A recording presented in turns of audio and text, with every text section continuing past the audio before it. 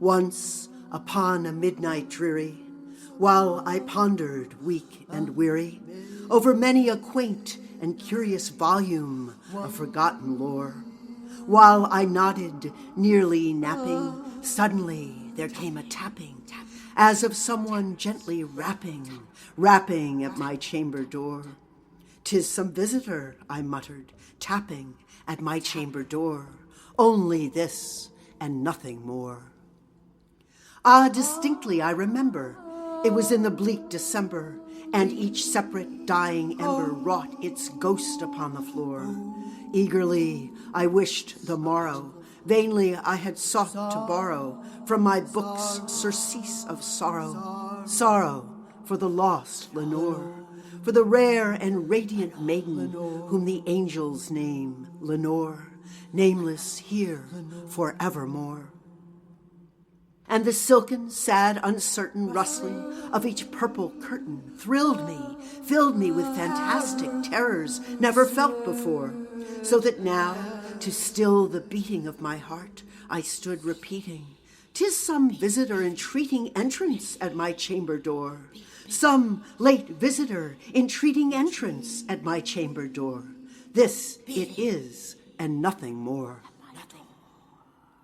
Presently, my soul grew stronger, hesitating then no longer.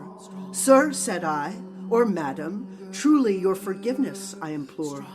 But the fact is, I was napping, and so gently you came rapping, and so faintly you came tapping at my chamber door, that I scarce was sure I heard you. Here I opened wide the door. Darkness there, and nothing more.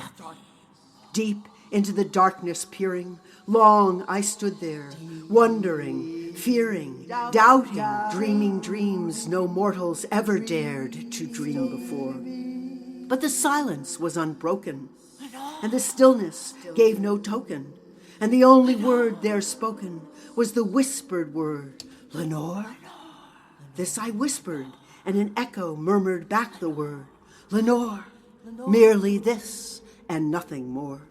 Back into the chamber turning, all my soul within me burning, soon again I heard a tapping, something louder than before.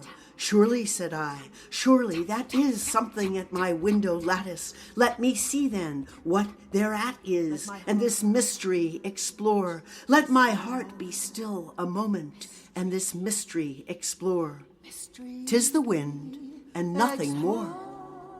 Open here I flung the shutter, when with many a flit and flutter in there stepped a stately raven of the saintly days of yore.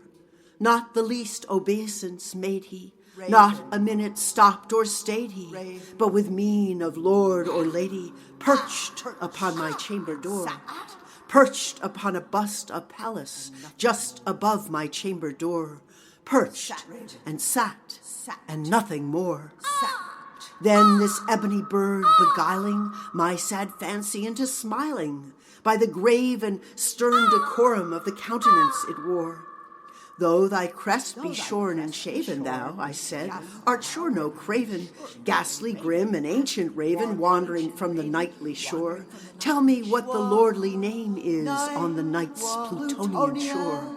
Quoth the raven, "Nevermore."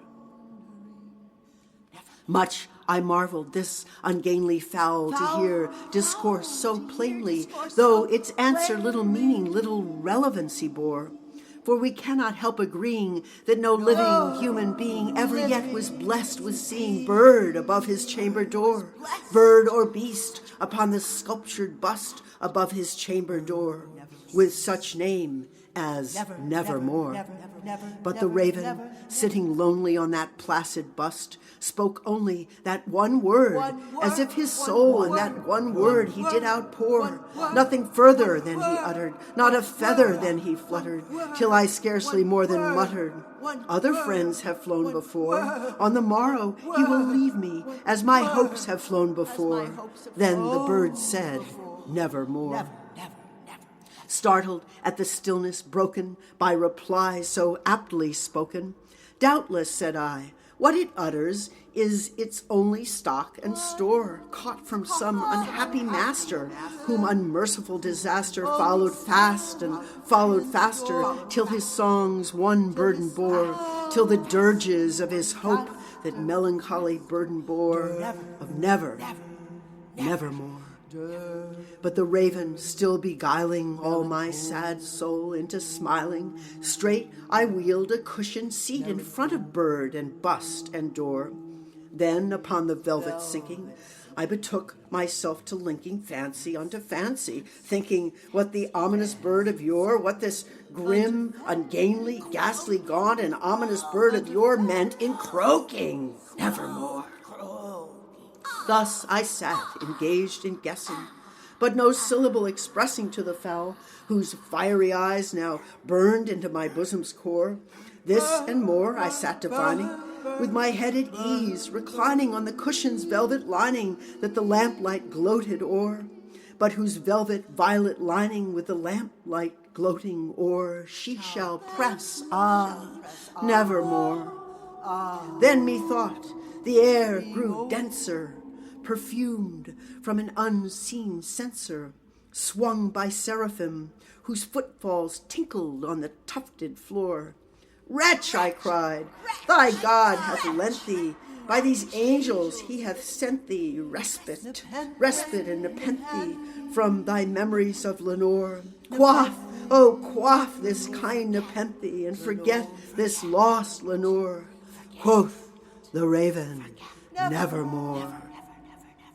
Prophet, said I, thing of evil, prophet, still if bird or devil, whether tempter sent or whether tempest tossed thee here ashore, desolate yet all undaunted, on this desert land enchanted, on this home by horror haunted, tell me truly, I implore, is there balm in Gilead? Tell me, I implore. Quoth the raven, nevermore. Prophet, said I, thing of evil, prophet still, if bird or devil, by that heaven that bends above us, by that God we both adore, tell this soul with sorrow laden, if within the distant Aden it shall clasp a sainted maiden, whom the angels name Lenore. Clasp a rare and radiant maiden, whom the angels name Lenore. Quoth the raven, nevermore. Be that word our sign of parting, bird or fiend, I shrieked upstarting. Get thee back into the tempest and the night's Plutonian shore. Leave no black plume as a token of that lie thy soul hath spoken. Leave my loneliness unbroken. Quit the bust above my door. Take thy beak from out my heart, and take thy form from off my door. Quoth the raven, nevermore. And the raven, never flitting, still is sitting on the pallid bust of Pallas, just above my chamber door. And his eyes have all the seeming of a demon's that is dreaming, and the lamplight o'er him streaming throws his shadow on the floor. And my soul from out that shadow that lies floating on the floor shall be lifted nevermore.